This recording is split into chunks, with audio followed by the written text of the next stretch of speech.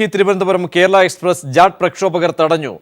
ഹരിയാനയിലെ മധുര സ്റ്റേഷനിലാണ് ട്രെയിൻ തടഞ്ഞിട്ടിരിക്കുന്നത്. യാത്രക്കാരെ പ്രക്ഷോഭകർ കയ്യേറ്റം ചെയ്തു. വിശദാംശങ്ങളുമായി പി വി കുട്ടൻ ചേരുന്നു. കുട്ടൻ, സംഭവം നടന്ന മണിക്കൂറുകൾ പിന്നിട്ട് കഴിയുമ്പോഴും ഇപ്പോഴും സ്ഥലത്ത് യാത്രക്കാർക്ക് നേരെയുള്ള സംഘർഷാവസ്ഥ നിലനിൽക്കുകയാണോ? ട്രെയിൻ ഒരിഞ്ചെങ്കിലും ചലിക്കാൻ കഴിഞ്ഞിട്ടുണ്ടോ? പ്രദേശ യാത്രക്കാരുടെ സുരക്ഷിതത്വം ഉറപ്പുവരുത്താൻ ഇതുവരെയും സാധിച്ചിട്ടില്ല. ഏതാണ്ട് 1 മണിയോടുകൂടിയാണ്, ഉച്ചയ്ക്ക് 1 മണിയോടുകൂടിയാണ് യാത്രക്കാർക്ക് നേരെ ജാട്ട് പ്രക്ഷോഭകർ അക്രമം അഴിച്ചുവിട്ടത്. ഹരിയാനയിലെ മധുര എന്ന് പറയുന്ന സ്റ്റേഷനിൽ വെച്ചായിരുന്നു സംഭവം. നൂറുകണക്കിന് വരുന്ന ജാട്ട് പ്രക്ഷോഭകർ അവിടേക്ക് ട്രെയിൻ തടയുകയും യാത്രക്കാർക്ക് നേരെ കല്ലും കമ്പുമായി മറ്റ് മാരകായുധങ്ങളുമായി ആക്രമണം അഴിച്ചുവിടുകയായിരുന്നു. മണിക്കൂറുകളോളം വണ്ടി അവിടെ തന്നെ പിടിച്ചിട്ടു. ആ സമയത്ത് പോലും യാതൊരു സുരക്ഷിതത്വം ഏർപ്പെടുത്താൻ പോലീസോ റെയിൽവേ അധികാരികളോ തയ്യാറായില്ല. അതിനുശേഷം അല്പസമയം മുമ്പ് ഇപ്പോൾ ട്രെയിൻ ബാക്കിലേക്ക് കൊണ്ടുവന്ന് മറ്റൊരു സ്റ്റേഷനിൽ നിർത്തിയിട്ടിരിക്കുകയാണ്. യാത്രക്കാർ ഇപ്പോൾ പ്രതിഷേധവുമായി രംഗത്തെത്തിയിരിക്കുകയാണ്. പ്രതീക്ഷ പി വി കുട്ടനാണ് വിവരങ്ങൾ നൽകിയത്. സംവരണം ആവശ്യപ്പെട്ട് ജാട്ട് സമുദായം നടത്തുന്ന പ്രക്ഷോഭം രൂക്ഷമാവുകയാണ്. ധാൻകോട്ട് റെയിൽവേ സ്റ്റേഷന് പ്രക്ഷോഭകാരികൾ തീയിട്ടു. കുടിവെള്ള കനാൽ പ്രക്ഷോഭകാരികൾ അടച്ചിട്ടതിനാൽ നാളെ ദില്ലിയിൽ സർക്കാർ സ്കൂളുകൾക്കും ഓഫീസുകൾക്കും അവധി പ്രഖ്യാപിച്ചു. സമുദായ സംവരണം ആവശ്യപ്പെട്ട് ഹരിയാന മുൻ മുഖ്യമന്ത്രി ഭൂപീന്ദർ സിംഗ് ഹൂഡ ദില്ലിയിൽ അനിശ്ചിതകാല നിരാഹാരം ആരംഭിച്ചു. വൈകുന്നേരം കേന്ദ്ര ആഭ്യന്തരമന്ത്രി രാജ്നാഥ് സിംഗ് പ്രക്ഷോഭകാരികളുമായി ചർച്ച നടത്തും. OBC പട്ടികയിൽ സമുദായത്തെ കൂടി ഉൾപ്പെടുത്തണമെന്നാവശ്യപ്പെട്ട് ജാട്ട് വിഭാഗം നടത്തുന്ന പ്രക്ഷോഭം നിയന്ത്രണ വിധേയമാക്കാൻ കഴിഞ്ഞിട്ടില്ല. ഹരിയാനയിലെ 19 ജില്ലകളിലും വ്യാപിച്ച സംഘർഷത്തിൽ നിരവധി റെയിൽവേ സ്റ്റേഷനുകൾ അഗ്നിക്കിരയായി.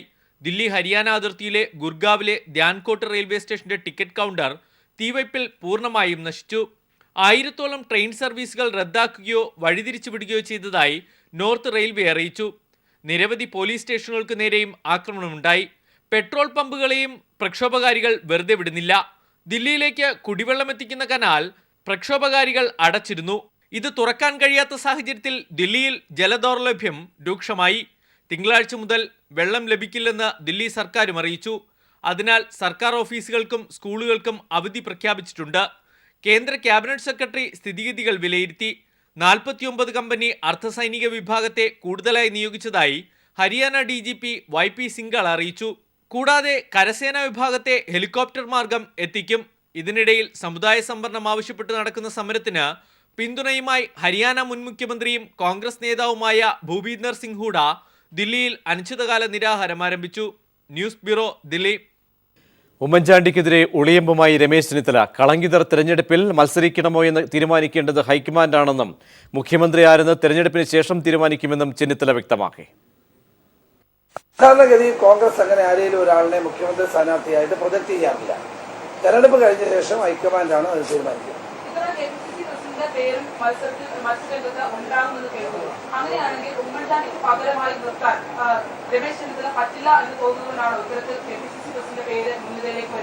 ആരെ പറ്റിയും ഒരു ധാരണ തെരഞ്ഞെടുപ്പിൽ ആരൊക്കെ മത്സരിക്കും, ഞാൻ പോലും മത്സരിക്കണമെന്നുള്ള പാർട്ടി തീരുമാനിച്ചിട്ടില്ല. അതെല്ലാം പാർട്ടി തീരുമാനിക്കും. കോൺഗ്രസ് സ്ഥാനാർത്ഥി നിർണയത്തിൽ ഹൈക്കമാൻഡ് ഇടപെടുന്നു. ചർച്ചകൾക്കായി ഉമ്മൻചാണ്ടിയും ചെന്നിത്തലയും VM സുധീരനും നാളെ ദില്ലിയിലെത്തും. ഉമ്മൻചാണ്ടിയും രമേശിനെയും കൂടാതെ സുധീരനും മത്സരരംഗത്ത് ഉണ്ടായേക്കുമെന്നാണ് സൂചന. ഹൈക്കമാൻഡുമായുള്ള ചർച്ചയ്ക്ക് മുഖ്യമന്ത്രിയും ആഭ്യന്തരമന്ത്രിയും KPC അധ്യക്ഷനും നാളെ ദില്ലിക്ക് പോകും. സോളാർ ഉൾപ്പെടെയുള്ള ആരോപണങ്ങൾ മുന്നണിയുടെ പ്രതിച്ഛായയെ ബാധിച്ചെന്ന ആക്ഷേപം സുധീരനും ചെന്നിത്തലയ്ക്കുമുണ്ട്. നിലവിലത്തെ സാഹചര്യം സംസ്ഥാന നേതാക്കൾ ഹൈക്കമാൻഡിനെ ധരിപ്പിക്കും. സംസ്ഥാനത്തെ നേതാക്കന്മാർക്കിടയിൽ നിന്ന് നേരിട്ട് കാര്യങ്ങൾ മനസ്സിലാക്കിയ ഗുലാം നബി ആസാദ് റിപ്പോർട്ടും ഹൈക്കമാൻഡിന് മുന്നിലുണ്ട്. ഈ റിപ്പോർട്ട് കൂടി അടിസ്ഥാനമാക്കിയാണ് മുഖ്യമന്ത്രി സ്ഥാനത്തേക്ക് ഒരാളെ മാത്രം ഉയർത്തി കാട്ടേണ്ടതില്ലെന്നും 3 പേരും മത്സരിക്കട്ടെയെന്നും ഹൈക്കമാൻഡ് തീരുമാനമെടുത്തത്. നാളെ വൈകിട്ട് 5:30 ദില്ലിയിലാണ് ചർച്ച നടക്കുക. MR Sajesh, news bureau, Thiruvananthapuram. തദ്ദേശ തെരഞ്ഞെടുപ്പ് തോൽവി സംബന്ധിച്ച VD സതീശൻ റിപ്പോർട്ട് പ്രകാരം നടപടി സ്വീകരിക്കാതെ സ്ഥാനാർത്ഥികളെ നിശ്ചയിക്കരുതെന്ന് സ്വയം പ്രഖ്യാപിത സ്ഥാനാർത്ഥി ചമഞ്ഞ് നടക്കുന്നവർ കോൺഗ്രസ് പാർട്ടിക്ക് എന്ത് സംഭാവന ചെയ്തുവെന്ന് KPCC പരിശോധിക്കണമെന്നും KSU കൊല്ലം ജില്ലാ കമ്മിറ്റി ആവശ്യപ്പെട്ടു. കഴിഞ്ഞ തദ്ദേശ തെരഞ്ഞെടുപ്പിൽ കോൺഗ്രസിനേറ്റ തോൽവിയെക്കുറിച്ച് അന്വേഷിച്ച KPCC vice president VD Satheesan റിപ്പോർട്ടിന്മേൽ നടപടി സ്വീകരിക്കാതെ നിയമസഭാ തെരഞ്ഞെടുപ്പിനെ നേരിട്ടാൽ ജില്ലയിൽ നിന്ന് ഇക്കുറിയും ഒരു MLA പോലും UDFന് ഉണ്ടാവില്ലെന്നും ജില്ലയിൽ കോൺഗ്രസ് MLA എന്നത് ദിവാസ്വപ്നമാകുമെന്നും KSU മുന്നറിയിപ്പ് നൽകി. തദ്ദേശ തെരഞ്ഞെടുപ്പിൽ കോൺഗ്രസ് തകർന്ന് തരിപ്പണമാക്കാനുള്ള കാരണം കണ്ടെത്താൻ VD സതീശൻ നടത്തിയ അന്വേഷണം പ്രഹസനമായിരുന്നുവോ എന്ന് കോൺഗ്രസ് നേതൃത്വം വ്യക്തമാക്കണമെന്നും KSU general secretary Kuruvila Joseph ആവശ്യപ്പെട്ടു. തോൽവി പഠിക്കാനായിട്ട് കൊല്ലത്ത് വന്ന VD സതീശൻ റിപ്പോർട്ട് നടപ്പാക്കാതെയും വരുന്ന നിയമസഭാ തെരഞ്ഞെടുപ്പിനെ ഇതേ നേതൃത്വത്തെ വെച്ചുകൊണ്ട് കൊല്ലത്ത് തെരഞ്ഞെടുപ്പിനെ നേരിട്ടാൽ കൊല്ലത്ത് എത്രത്തോളം വിജയിക്കാൻ പറ്റുമെന്ന് KSU സംശയത്തിൻ്റെ സാഹചര്യത്തിൽ നിൽക്കുകയാണ്. 4 ജില്ലകളിൽ തോൽവി വളരെ ആഘാതമുള്ളതായിരുന്നു. അത് പഠിക്കാൻ വേണ്ടി കൊല്ലത്താണ് ഏറ്റവും കൂടുതൽ പഞ്ചായത്തുകളും കോർപ്പറേഷനും എല്ലാം നഷ്ടപ്പെട്ട ഒരു സാഹചര്യം ഉണ്ട്. അതുകൊണ്ട് കൊല്ലത്ത് VD സതീശനെ പോലുള്ള ഒരു KPCC ഉപാധ്യക്ഷൻ്റെ റിപ്പോർട്ട് പോലും നടപ്പിലാക്കാൻ പറ്റാത്തൊരു സാഹചര്യം വരുന്നത് പാർട്ടിക്ക് ഒരു തരത്തിലും ഗുണം ചെയ്യുകയില്ല. സ്വയം സ്ഥാനാർത്ഥിത്വം പ്രഖ്യാപിച്ച് നടക്കുന്നവരെ കൊണ്ട് പാർട്ടിക്ക് എന്തെങ്കിലും ഗുണം ഉണ്ടായിട്ടുണ്ടോ എന്ന് KPCC പരിശോധിക്കണമെന്നും KSU ആവശ്യപ്പെടുന്നു. കൂടുതൽ യുവാക്കളെ സ്ഥാനാർത്ഥിത്വത്തിന് പരിഗണിക്കണമെന്ന നിർദ്ദേശത്തോട് യോജിക്കുന്നുണ്ടെങ്കിലും അവർ ജനകീയരാണോ എന്നുകൂടി വിലയിരുത്തണമെന്നും ജില്ലാ യോഗത്തിൽ വിമർശനമുയർന്നു. രാജ്കുമാർ, കൊല്ലം. കേരള കോൺഗ്രസ് മാണി ജോസഫ് വിഭാഗങ്ങൾ തമ്മിൽ ഇടയുന്നു. നിയമസഭാ തെരഞ്ഞെടുപ്പിൽ മുന്നണി മാറ്റം സംബന്ധിച്ച സൂചനകൾ നൽകി Kerala Congress general secretary PC Joseph രംഗത്തെത്തി. കേരള കോൺഗ്രസ് നേതൃത്വത്തിന്റെ നിലപാടുകൾക്കെതിരെ രൂക്ഷ വിമർശനങ്ങളാണ് party general secretary PC Joseph ഉന്നയിച്ചത്. ഇടതുമുന്നണിക്കൊപ്പം ചേർന്ന് പ്രവർത്തിക്കാൻ PJ ജോസഫ് വിഭാഗത്തിലെ ഭൂരിഭാഗം പേരും സന്നദ്ധരാണെന്ന് അദ്ദേഹം പരോക്ഷമായി പറഞ്ഞുവയ്ക്കുന്നു.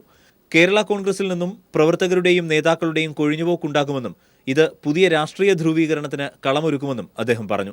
എൻ്റെ ഒരു അഭിപ്രായത്തിൽ കേരള കോൺഗ്രസ് പാർട്ടിയുടെ 90% ആളുകളുടെയും ചിന്തയാണ് ഞാൻ പറഞ്ഞത്. താൽക്കാലിക നേട്ടത്തിനു വേണ്ടി ആപൽക്കരമായിട്ടുള്ള മേഖലകളിലേക്ക് കടന്നു പോകാൻ ഒരിക്കലും കേരള കോൺഗ്രസിന്റെ സാധാരണ പ്രവർത്തകന്മാർക്ക് കഴിയില്ല. അഴിമതിയുടെ പാപഭാരം പേറുന്നവർ ഈ ധ്രുവീകരണത്തിൽ പങ്കാളികളാകില്ല. രാഷ്ട്രീയ നിലപാടെടുക്കുമ്പോൾ പ്രിയപ്പെട്ടവരാണോ എന്ന് നോക്കേണ്ടതില്ലെന്നും അദ്ദേഹം പറഞ്ഞു. അത് വളരെ ക്ലിയറാണ്.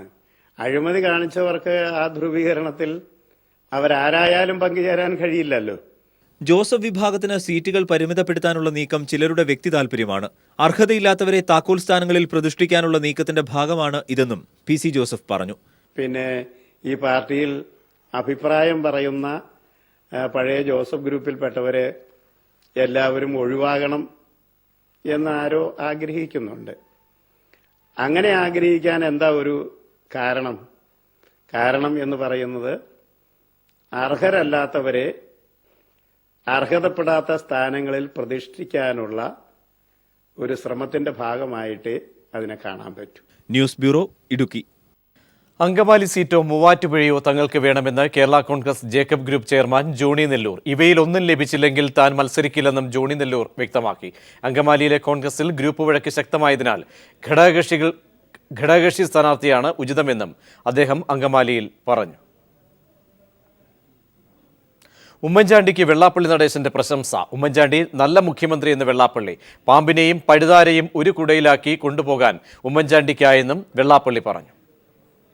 ഭരണകാലത്ത് ചെയ്യാവുന്ന കാര്യങ്ങൾ ഇപ്പം തന്നെ ഞങ്ങളെ സംബന്ധിച്ചിടത്തോളം എനിക്ക് ആ വ്യക്തിപരമായി പറഞ്ഞ എനിക്ക് ഉമ്മൻചാണ്ടി ഇഷ്ടമാണ്.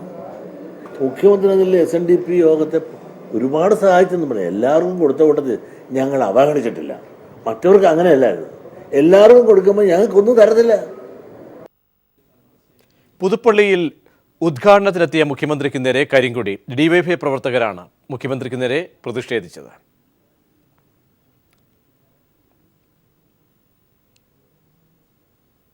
കൊച്ചി സ്മാർട്ട് സിറ്റി പലവക കച്ചവടത്തിനുള്ള കമ്പോള സ്ഥലമാക്കി മാറ്റിയെന്ന് CPIM പോളിറ്റ് ബ്യൂറോ അംഗം പിണറായി വിജയൻ. സ്മാർട്ട് സിറ്റിയിൽ IT കമ്പനികൾക്കാണ് പ്രാമുഖ്യം നൽകേണ്ടതെന്നും പിണറായി ഫേസ്ബുക്ക് പോസ്റ്റിൽ പറഞ്ഞു. തൊഴിലവസരവും സംസ്ഥാനത്തിന്റെ പുരോഗതിയും ഉറപ്പാക്കണമെന്ന ലക്ഷ്യം സർക്കാരിനില്ലെന്നാണ് ആദ്യഘട്ട ഉദ്ഘാടനം നടത്തിയതുമായി ബന്ധപ്പെട്ട വാർത്തകളിൽ നിന്ന് മനസ്സിലാകുന്നതെന്നും പിണറായി വിജയൻ പറഞ്ഞു. സ്മാർട്ട് സിറ്റിയുടെ വിസ്തൃതി കുറച്ചത് ഉമ്മൻചാണ്ടിയുടെ പാപ്പരത്തമാണെന്ന് പ്രതിപക്ഷ നേതാവ് VS അച്യുതാനന്ദൻ. താൻ വന്നാൽ എല്ലാം ശരിയാക്കി തരാമെന്ന് പറഞ്ഞു ഉമ്മൻചാണ്ടി ജനങ്ങളെ തെറ്റിദ്ധരിപ്പിക്കുകയാണെന്നും VS ആലുവയിൽ വ്യക്തമാക്കി. നിലവിലുണ്ടായിരുന്ന ആ സ്ഥാപനത്തിൽ 66 ലക്ഷം സ്ഥാപനങ്ങളാണ് നിലനിന്നിരുന്നത്. ഇപ്പോൾ ഉമ്മൻചാണ്ടി പറഞ്ഞിരിക്കുന്നത് 6 ലക്ഷം സ്ക്വയർ ഫീറ്റ് എന്നാണ്. അതുകൊണ്ട് തന്നെ ആ പാപ്പരത്വം വ്യക്തമാണ്. പിന്നെ ഇതെല്ലാം ഇയാൾ വന്നു കഴിഞ്ഞാൽ എല്ലാം ശരിയാകും എന്നുള്ള തരത്തിലുള്ള തെറ്റിദ്ധാരണ വരുത്താനാണ് നോക്കുന്നത്. കനയ്യയുടെ പേരിൽ പ്രചരിച്ച വ്യാജ വീഡിയോയിൽ ദില്ലി പോലീസ് അന്വേഷണം ആരംഭിച്ചു. CTV പുറത്തുവിട്ട വ്യാജ വീഡിയോ ഹാജരാക്കാൻ പോലീസ് ആവശ്യപ്പെട്ടു. കനയ്യക്കെതിരെയുള്ള നടപടികളിൽ വിദേശ സർവകലാശാലകളിലും പ്രതിഷേധം ശക്തമായി. BJPയുടെ മാത്രമല്ല രാജ്യത്തെ ജനങ്ങളുടെ പ്രധാനമന്ത്രിയാണെന്ന കാര്യം മറക്കരുതെന്ന് ചൂണ്ടിക്കാട്ടി പ്രമുഖ മാധ്യമപ്രവർത്തക ബർഖാദത്ത് നരേന്ദ്രമോദിക്ക് തുറന്ന കത്തയച്ചു. JNU വിദ്യാർത്ഥി യൂണിയൻ ചെയർമാൻ കന്നയ്യ കുമാറിന്റെ പേരിൽ പ്രചരിച്ച വ്യാജ വീഡിയോയിലാണ് ദില്ലി പോലീസ് അന്വേഷണം ആരംഭിച്ചത്. CTV ചാനൽ പുറത്തുവിട്ട ഈ വീഡിയോ ഹാജരാക്കാൻ ദില്ലി പോലീസ് ആവശ്യപ്പെട്ടു. സംഭവത്തിൽ ദില്ലി മുഖ്യമന്ത്രി അരവിന്ദ് കെജ്രിവാൾ ഉത്തരവിട്ട മജിസ്ട്രേറ്റ് തല അന്വേഷണവും ആരംഭിച്ചു. മറ്റൊരു പരിപാടിയിലെ ശബ്ദങ്ങളും ദൃശ്യങ്ങളും കൃത്രിമമായി സൃഷ്ടിച്ചതാണെന്ന ആരോപണത്തിൽ വീഡിയോ ഫോറൻസിക് പരിശോധനയ്ക്ക് അയച്ചു. അതേസമയം കന്നയ്യക്കെതിരെയുള്ള നടപടികളിൽ വിദേശ സർവകലാശാലകളിലും പ്രതിഷേധം ശക്തമാവുകയാണ്. കാലിഫോർണിയ, ലണ്ടൻ സർവകലാശാലകളിലെ വിദ്യാർത്ഥികളും അധ്യാപകരും പ്രതിഷേധവുമായി രംഗത്തെത്തി. കന്നയ്യയുടെ ഫേസ്ബുക്ക് പേജ് ഹാക്ക് ചെയ്യപ്പെട്ടെന്ന് കാണിച്ച് വിദ്യാർത്ഥി സംഘടന ദില്ലി പോലീസ് സൈബർ സെല്ലിൽ പരാതി നൽകി. കന്നയ്യയുടെ ഫേസ്ബുക്ക് പേജിലെ പ്രൊഫൈൽ ചിത്രവും പശ്ചാത്തല ചിത്രവും മാറ്റി ഹാക്കർമാർ ത്രിവർണ്ണ പതാകയുള്ള ചിത്രമിട്ടു. CPIMന്റെ ലോഗോയ്ക്ക് മുന്നിൽ കന്നയ്യ കുമാർ നിൽക്കുന്ന പ്രൊഫൈൽ ചിത്രം മാറ്റിയാണ് സൈനികർ ത്രിവർണ്ണ പതാക നാട്ടുന്ന ചിത്രം നൽകിയത്. JNU വിഷയത്തിൽ മൗനം തുടരുന്ന പ്രധാനമന്ത്രിക്ക് പ്രമുഖ മാധ്യമപ്രവർത്തക ബർഖാദത്ത് തുറന്ന കത്തയച്ചു. BJPയുടെ മാത്രം പ്രധാനമന്ത്രിയല്ല മോദിയെന്നും രാജ്യത്തെ ജനങ്ങളുടെ മുഴുവൻ പ്രധാനമന്ത്രിയാണെന്ന കാര്യം മറക്കരുതെന്നും ചൂണ്ടിക്കാട്ടിയാണ് ബർഖാദത്ത് മോദിക്ക് കത്തയച്ചത്. News bureau, Delhi. ജമ്മു കാശ്മീരിലെ പാമ്പൂരിൽ ഭീകരർ CRPF വാഹനവ്യൂഹത്തിന് നേരെ നടത്തിയ ആക്രമണത്തിൽ മരിച്ചവരുടെ എണ്ണം 4ആയി. 3 CRPF ജവാന്മാരും ഒരു പ്രദേശവാസിയുമാണ് കൊല്ലപ്പെട്ടത്. 11 ജവാന്മാർക്ക് പരിക്കേറ്റു. സർക്കാർ കെട്ടിടത്തിൽ ഒളിച്ചിരുന്ന ഭീകരർ CRPF വാഹനവ്യൂഹത്തിന് നേരെ ആക്രമണം നടത്തുകയായിരുന്നു. ഇന്നലെ വൈകുന്നേരം 3 മണിയോടെയാണ് CRPF വാഹനവ്യൂഹത്തിന് നേരെ തീവ്രവാദികൾ വെടിവെച്ചത്. ജമ്മുകാശ്മീരിലെ പാമ്പോർ നഗരത്തിലായിരുന്നു ആക്രമണം. വെടിവെച്ച ശേഷം തീവ്രവാദികൾ സമീപത്തെ സർക്കാർ പരിശീലന കേന്ദ്രത്തിലേക്ക് ഓടിക്കയറി. ഇവിടെയിരുന്നും CRPFന് നേരെ വെടിയുതിർത്തു. 2 ജവാന്മാർ ആക്രമണത്തിൽ കൊല്ലപ്പെട്ടു. 12 പേർക്ക് പരിക്കേറ്റു.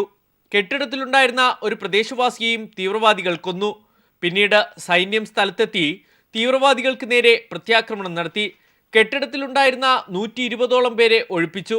അർദ്ധരാത്രിയും തീവ്രവാദികൾ നടത്തിയ വെടിവെപ്പിൽ കരസേനാ ക്യാപ്റ്റൻ പവൻകുമാർ കൊല്ലപ്പെട്ടു. തീവ്രവാദികളിൽ 2 പേരെ സൈന്യം വെടിവെച്ചു കൊന്നു. News bureau, Delhi. പത്താൻകോട്ട് ഭീകരാക്രമണത്തിൽ ജെയ്ഷെ മുഹമ്മദ് തീവ്രവാദികളുടെ പങ്ക് അന്വേഷിക്കാൻ പാകിസ്ഥാനിൽ നിന്നുള്ള അന്വേഷണ സംഘം അടുത്ത മാസം ഇന്ത്യയിലെത്തും. തീവ്ര സംഘടനയായ ജെയ്ഷെ മുഹമ്മദിന് ആക്രമണത്തിൽ പങ്കുണ്ടെന്ന് ഇന്ത്യ കണ്ടെത്തിയിരുന്നു. ഇക്കാര്യത്തിൽ പാക് സംഘം തെളിവുകൾ ശേഖരിക്കും. ഇന്ത്യയിൽ കേസന്വേഷിക്കുന്ന ദേശീയ അന്വേഷണ സംഘവുമായി പാക് സംഘം കൂടിക്കാഴ്ച നടത്തും.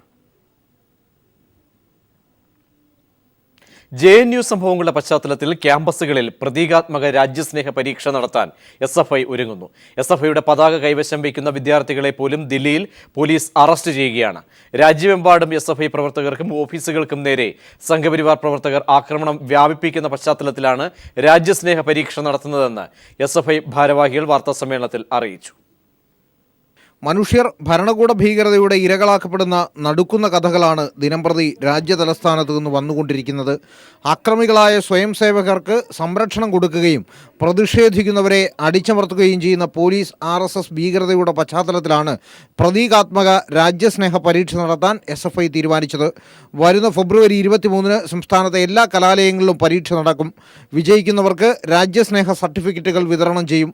വരുന്ന 26-ാം തീയതി റെഡ് റോസ് റവല്യൂഷൻ എന്ന പേരിൽ ക്യാമ്പസുകളിൽ അസഹിഷ്ണുതയ്ക്കെതിരായ സമരം നടത്തുമെന്നും SFI ഭാരവാഹികൾ പറഞ്ഞു.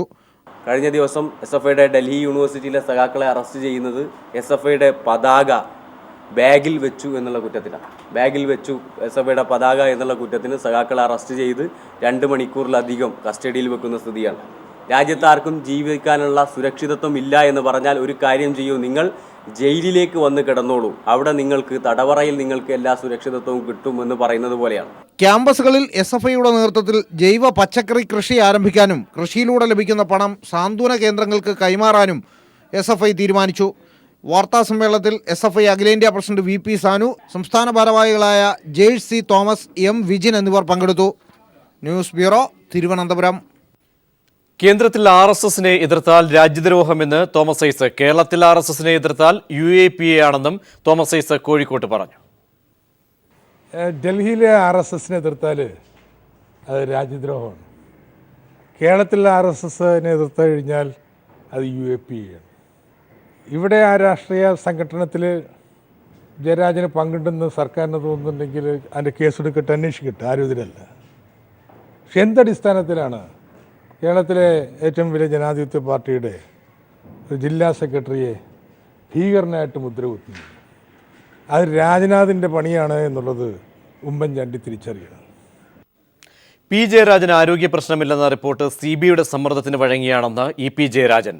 ഇതിനെ BJPയും RSSും ഒത്താശ ചെയ്തെന്നും EP ജയരാജൻ പറഞ്ഞു. അത് CBIയുടെ സമ്മർദ്ദം ഉണ്ടാകും. അവർ നിയമവിരുദ്ധമായി പ്രവർത്തിക്കില്ല. അവർക്ക് നിയമവിരുദ്ധമായി എന്ത് റിപ്പോർട്ടും കൊടുക്കാനുള്ള കേന്ദ്ര ഗവൺമെൻറ്റിൻ്റെ അധികാരം ഉപയോഗിക്കുന്നുണ്ട്. RSSും BJPയും അതിൻ്റെ പിന്നിലുണ്ടെന്നുള്ളത് എല്ലാവർക്കും